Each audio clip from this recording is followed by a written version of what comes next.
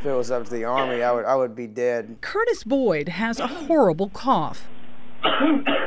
He says it started while he was serving in Iraq. Well, there was definitely something wrong because I kept coughing at night. I would wake up coughing. The 23-year-old veteran, a former smoker, says his lung problems were not caused by cigarettes, but by something in the Iraq air. He shot this video while stationed near Baghdad. You know, as soon as you get off the plane, the first thing you see is smoke. You know it's going to be a bad deal. But he says Army doctors did not offer much help, and when he returned home in 2009, the coughing only got worse. I begged and begged to go see a pulmonologist, see a specialist. They wouldn't do it. They just kept telling me I had bronchitis, I had pneumonia. So he turned to a civilian, Dr. Robert Miller of Vanderbilt University. He says Boyd and dozens of other veterans he's examined suffered serious lung damage from their service in Iraq. The soldiers that we have seen have permanent injury. Boyd needed to have pieces of both lungs removed. They found cysts in my lungs, holes in my lungs. It looked like they had been burned, like my lungs were scarred.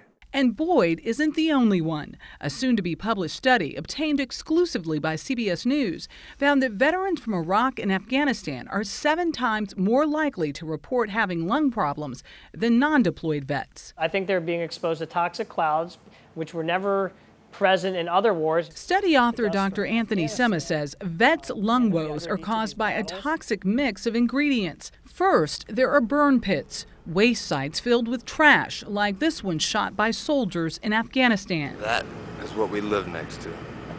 Many, like this one north of Baghdad, were ignited with jet fuel. The jet fuel releases chemicals, including carcinogens. Research has shown that even the dust is different and potentially toxic. Inhaling dust from Iraq is almost similar to inhaling lye or Clorox or bleach, which would account for their symptoms. And then there are the bombs, including IEDs that can vaporize vehicles.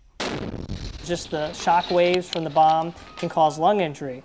But if that bomb also is causing the Humvee or the truck to explode and vaporize, you inhale all that metal. But the Department of Defense strongly disputes research showing an increase in persistent lung problems. We're not seeing any elevation in chronic respiratory diseases. Spokesman Dr. Craig Postlethwaite says, in fact, Iraq's dust isn't more toxic than any other dust. Based on certain locations, you're going to find differences in the sand and the dust that's present, but by and large, it's pretty much the same. But he admits certain soldiers may be experiencing more severe reactions. We acknowledge the plausibility that on an individual basis, some of those people may be adversely affected. As for Boyd, he used to be able to run 2 miles in under 14 minutes.